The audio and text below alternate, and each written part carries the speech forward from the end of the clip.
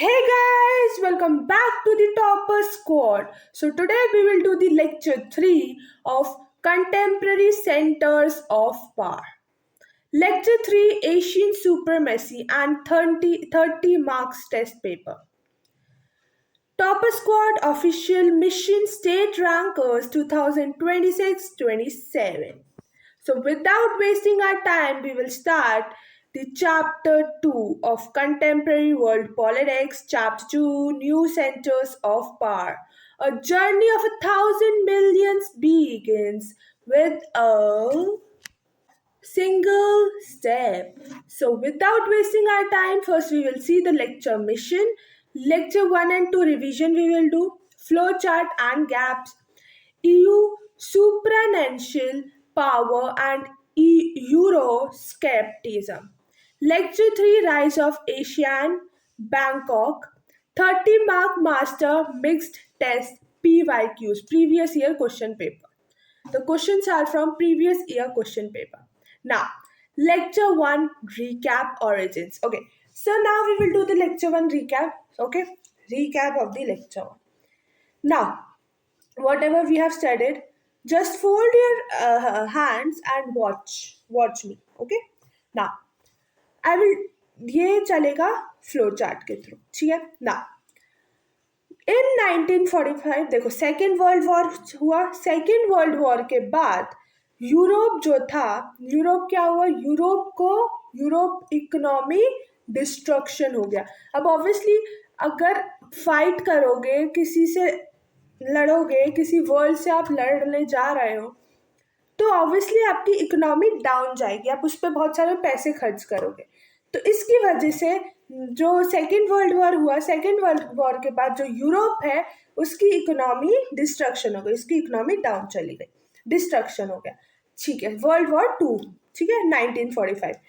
अब उसके बाद क्या हुआ, उसके बाद क्वेश्चन ऑफ यूरोप आया कि भाई क्या करें, या तो पुरानी राइवलरी से जीवन भर लड़ते रहे या नई या न्यू कॉपरेशन करें, कॉपरेट करें और डेवलपमेंट करें. इन्होंने क्या देखा, अब कॉपरेट करें, डेवलपमेंट करें, और या तो क्या करें, या ओल्ड राइवलरीज दिन भर मतलब जीवन भर शू जीवन भर अपनी इकोनॉमी डिस्ट्रक्शन होते रहे. तो उन्होंने क्या चुना, उन्होंने चुना न्यू कॉपरेशन. और तभी होती है अमेरिका की एंट्री. ला ला ला ला ला. ठीक है, अमेरिका की एंट्री. अमेरिका क्या बोलता है, हम देंगे आप लोगों को फाइनेंशियल सपोर्ट. अब मान लो मैं हूं अमेरिका और तुम सब हो यूरोप के डिफरेंट कंट्रीज, मान लो. तो इससे तुम्हें अच्छे समझ में आएगा. मैंने बोला कि मैं तुम्हें बहुत सारे पैसे दूंगा, फाइनेंशियल हेल्प करूंगा, क्योंकि तुम्हारा डिस्ट्रक्शन हो गया है, इकोनॉमिक डिस्ट्रक्शन हो गया ड्यू टू वर्ल्ड वॉर 2. अब इकोनॉमिक डिस्ट्रक्शन तुम्हारा हो गया, तो अब मैं अमेरिका तुम्हारी वो मदद करेगा. देखो वो अमेरिका की तरफ नहीं हूं मैं, जस्ट एग्जाम्पल. ठीक है, मैं तुम्हारी मदद करूंगा, अमेरिका तुम्हें फाइनेंशियल हेल्प देगा. ठीक है भाई, उन्होंने कॉपरेशन किया और मेरी अमेरिका थी उसने हम लोगों ने पढ़ा था चैप्टर 1 में कि अमेरिका का ग्रुप बना हुआ था, दैट वाज नेटो. तो इन्होंने भी अपना ग्रुप बनाया, उनका नाम था OEEC. 1948 में तुम लोगों ने अपना ग्रुप बनाया, organisation of European economic cooperation. ये ग्रुप बनाया तुमने. ठीक है, ये तुम लोगों ने ग्रुप बनाया, organisation of European economic cooperation. ठीक है, और ये जो अमेरिका मैं आई थी, मैं मार्शल प्लान के तहत आई हूँ. मार्शल प्लान मतलब कि मैं तुम्हें फाइनेंशियल हेल्प देने आई हूँ. अब मैं तुम्हें हेल्प दे रही हूँ, मैं तुम्हें पैसे दे रही हूँ, तो तुम्हें कॉपरेशन करना पड़ेगा. मतलब अमेरिका अगर पैसे दे रहा है तो तुम्हें कॉपरेशन करना पड़ेगा. ठीक है भाई, अब हो गए कॉपरेशन करना चालू. तो ये था पॉलिटिकल कॉपरेशन. ठीक है, अब सब सही चल रहा है, सब अच्छे से मस्त चल रहा है, मस्त मौला जीवन. अब आया अपना कि भाई सब अच्छा चल रहा है तो हम ना ऐसा करते हैं, पॉलिटिकल कॉपरेशन भी करते हैं।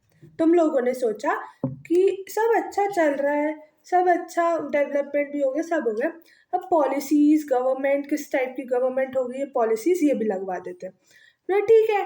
तो तुम लोगों ने वो ग्रुप में ही डिसीजन लिया कि पॉलिटिकल कॉपरेशन होगा। 1949 में काउंसिल ऑफ यूरोप बना, पॉलिटिकल कॉपरेशन। 1949 में यूरोप काउंसिल बनी, काउंसिल ऑफ यूरोप बना, पॉलिटिकल कॉपरेशन तुम लोगों ने बनाया। 1949 में काउंसिल ऑफ यूरोप बना। फिर उसके बाद क्या हुआ, काउंसिल ऑफ यूरोप बनने के बाद क्रिएशन ऑफ, किसका क्रिएशन हुआ, सोचो सोचो सोचो सोचो सोचो। फिर तुम लोगों ने बनाया अपना एक, कुछ तो बनाया, ठीक है, कम्युनिटी बनाई। क्या बनाई, कुछ तो बनाया, मतलब कम्युनिटी बनाई। तुम लोगों ने कम्युनिटी बनाई कि EEC, मतलब European economic community, creation of European economic community तुम लोगों ने बनाई। फिर उसके बाद क्या हुआ, फिर उसके बाद आई थिंक सो, फिर उसके बाद creation of parliament, creation of European parliament, तुम लोगों ने पार्लियामेंट बनाई, क्रिएशन ऑफ यूरोपियन पार्लियामेंट। फिर उसके बाद यूएसएसआर का डिसइंटीग्रेशन हो गया। तो जो वेस्टर्न यूरोप था, अब जो लोग उसके, जैसे तुम लोगों में से आधे लोग वेस्टर्न यूरोप के पार्ट नहीं होंगे, तो वो जुड़ गए, अब वो भी जुड़ गए, वो भी आ गए। तो जो काम था वो तेजी तेजी तेजी, और लोग जुड़ गए, बहुत काम तेजी तेजी तेजी तेजी, बहुत तेजी से हो रहा था, वाह वाह मजे आ रहे थे। अब 1992 में फॉर्मेशन ऑफ EU, वाह वाह वाह वाह वाह वाह, रीयूनियन ऑफ वेस्टर्न यूरोप हो गया, और इंटीग्रेशन ऑफ यूरोप हो गया, और formation of EU, European union बना लिया तुम लोगों ने 1992 में। वेरी गुड, तालियां तालियां तालियां। चलो बस, ठीक है, इतना समझ में आया। नाउ मुझे लग रहा है समझ में आ गया वो एग्जाम्पल, अगर मैं रियल लाइफ का दूँ ना तो तुम लोगों को अच्छे समझ में आएगा, ठीक है। तो 1979 में फर्स्ट डायरेक्ट इलेक्शंस हो गए थे to EU parliament, European Union. अब ये लेक्चर 1 था, लेक्चर 2 का रिकैप करते हैं। EU माइट इकोनॉमिक में देखा था, वर्ल्ड सेकेंड लार्जेस्ट GDP है यूरोप की। वर्ल्ड सेकेंड लार्जेस्ट GDP किसकी है, तुम लोगों की, यूरोप की। GDP $19.35 ट्रिलियन इन 2024, ये सेकेंड लार्जेस्ट GDP है यूरोप की। Trade share in world trade larger than USA, मेरे से ज्यादा ट्रेड तुम लोगों ने किया। इकोनॉमिक कॉपरेशन तुम लोगों ने किया, यूरोपियंस ने किया, तुम लोगों ने किया।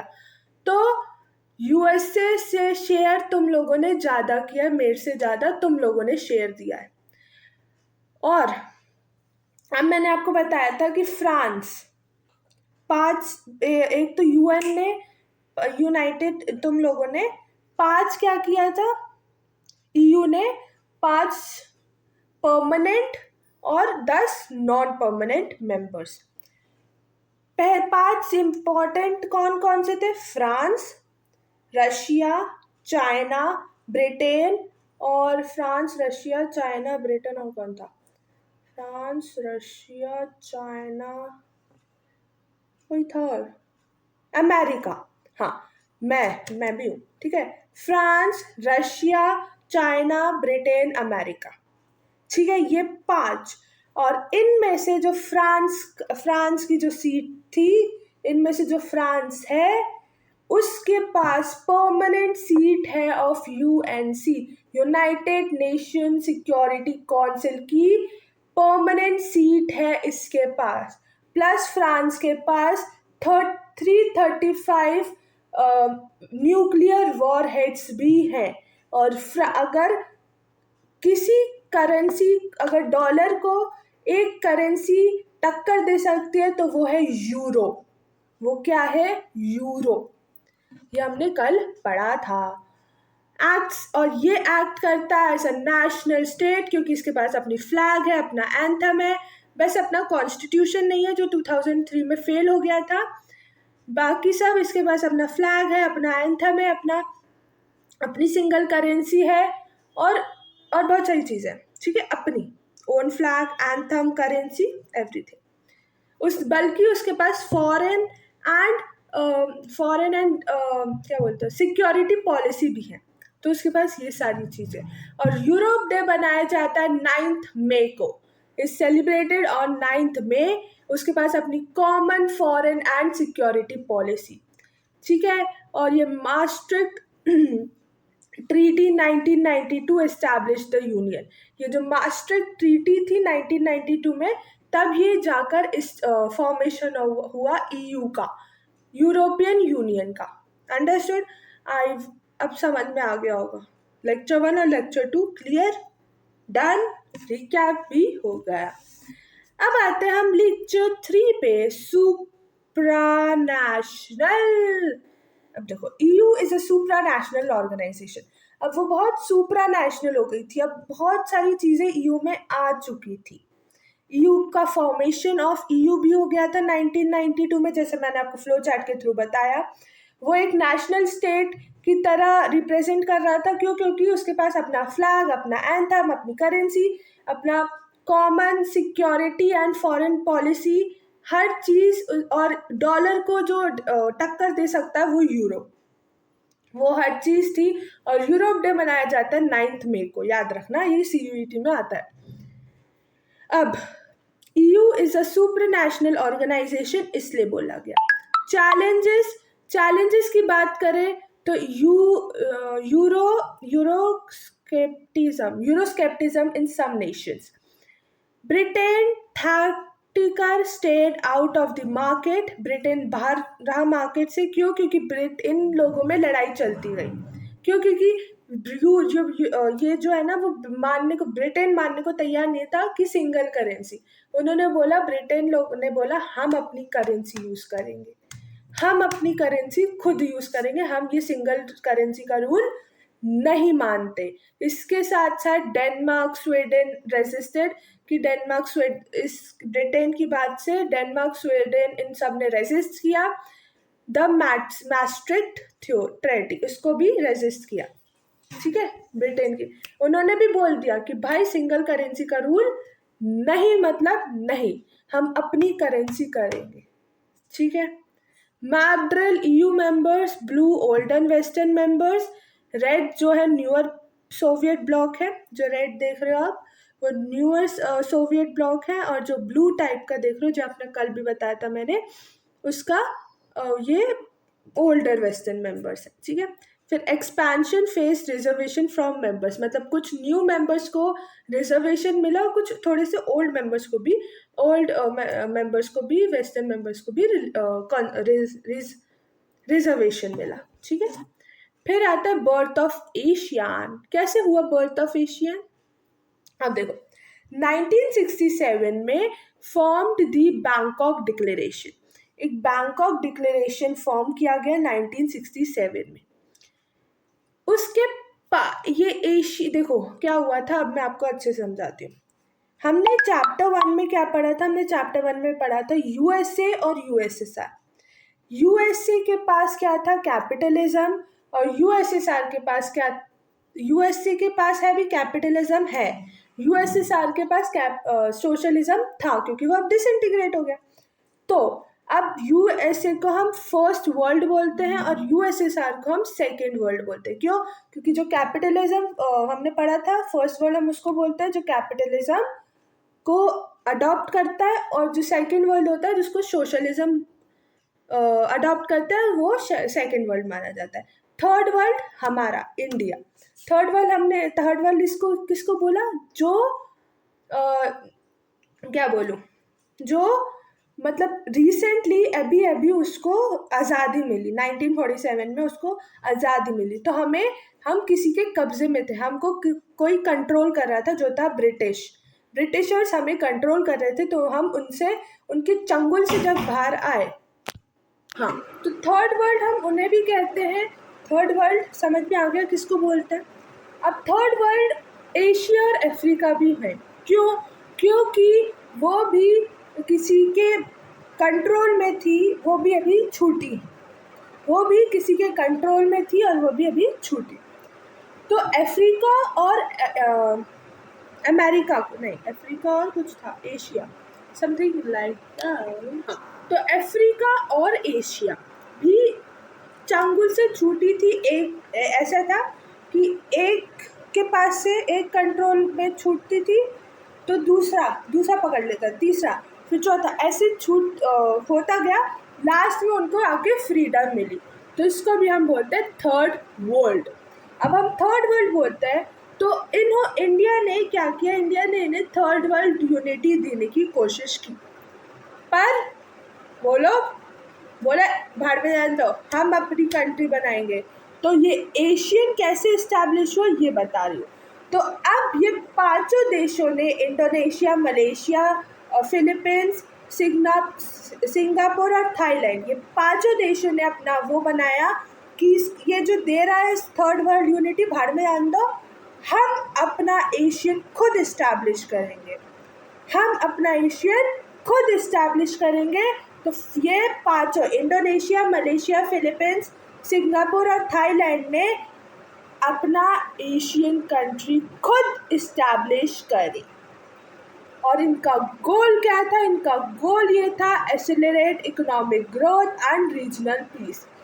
इनको इकोनॉमिक ग्रोथ चाहिए, पॉवर्टी को हटाना है, इकोनॉमिक ग्रोथ चाहिए एंड रीजनल पीस चाहिए, पीस चाहिए, कोई शोर शराबा नहीं, मतलब पीस चाहिए। ठीक है, अंडरस्टूड। नाउ एशियन मिशन क्या था? Maintain regional piece based on rule of law. Maintain करना था, maintain regional piece on the rule of law. जो रूल बनाया हुआ था उसके बेसिस पर regional piece based on rule of law. Adherence the principles of UN charter. उस जो प्रिंसिपल है, जो लिखे गए यूएन चार्टर में, उसको एडहेयर करना, उसको देखना, उसको इम्प्लीमेंट करना। Alternative to align with USSR power blocks. अब इनके पास एक और चैलेंज ये था कि भाई हम लोग यूएस कैपिटलिज्म को अडॉप्ट करें या यूएसएसआर सोशलिज्म को अडॉप्ट करें, हम किसको अडॉप्ट करें? अब भाई इस्टेब्लिश हो गई एशियन, ये जो 5 कंट्रीज़ के थ्रू, थाईलैंड, फिलीपींस और मलेशिया, और कौन था इंडोनेशिया, और वो थी पांचवी, मैं भूल क्यों जाती बात, इंडोनेशिया, मलेशिया, सीरिया, हाँ वो श्रीलंका, सिंगापुर, थाईलैंड, और वो था, एक को याद आती दूसरा भूल जाती, थाईलैंड और वो था कौन था, इंडोनेशिया, हाँ फिलीपींस। ठीक है, तो मेंटेन रीच, ठीक है, इनके पास तीसरा क्या था, तीसरा चैलेंज कि ये सारी जो एशियन एस्टैब्लिश हो गया है, ये सोशलिज्म को अडॉप्ट करे या कैपिटलिज्म को अडॉप्ट करे। यूएसए का कैपिटलिज्म अडॉप्ट करे, यूएसएसआर का सोशलिज्म अडॉप्ट करे। अब ये ज़्यादा जो एशियन कंट्रीज़ थी ना, एशियान, वो ज़्यादा ना टिल्टेड थी, जैसे इंडिया जो मतलब जो है वो ज़्यादा टिल्टेड है सोशलिज्म की तरफ, मैंने आपको बताया था। अब ये जो एशियन कंट्री है ये थोड़ी टिल्टेड है यूएसए की तरफ, मतलब कैपिटलिज्म की तरफ। ठीक है, social progress and cultural development, इनको अपना सोशल प्रोग्रेस करना है, कल्चरल डेवलपमेंट करना है, इकोनॉमिक ग्रोथ करना है एंड रीजनल पीस चाहिए। मेन गोल इनका यही है। ठीक है, अब map drill Asian Nations, keywords हैं ये सब, देखो ये सब याद रख लेना, क्योंकि अगर ये सब आपने की पॉइंट्स लिख दिए, आई एम श्योर कि आपको फुल मार्क्स मिलेंगे, एक भी मार्क नहीं कटने वाला। ठीक है, कीवर्ड्स क्या है, 11 मेंबर कंट्रीज, आपके मतलब एनसीईआरटी में 10 लिखा है, तो ना उसको काट देना, 11 कर देना। तो बाय 2025 अभी रिसेंटली ये 11 कंट्रीज में बदला है, 11 member countries. Bangkok declaration, Asian unity focus, ये इन्होंने साइन किया था। जब पांचों कंट्रीज थी ना, इन्होंने बैंकॉक डिक्लेरेशन को साइन किया था, तब ये जाकर एशियन कंट्री जो थी इस्टेब्लिश हो पाई। अंडरस्टूड? एशियन जो नेशन है वो इस्टेब्लिश हो चुका है और वो ज़्यादा टिल्टेड है कैपिटलिज्म की तरफ।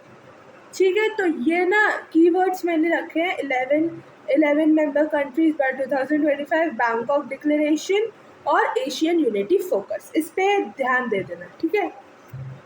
अब आता है हमारा exam hall 40 minutes master test, 20 नहीं 30 marks mixed drill, no repetition, PYQs and परीक्षा board, previous year question paper and परीक्षा बोर्ड, जिससे ज़्यादातर क्वेश्चन आते हैं 90%, ठीक है, 100%।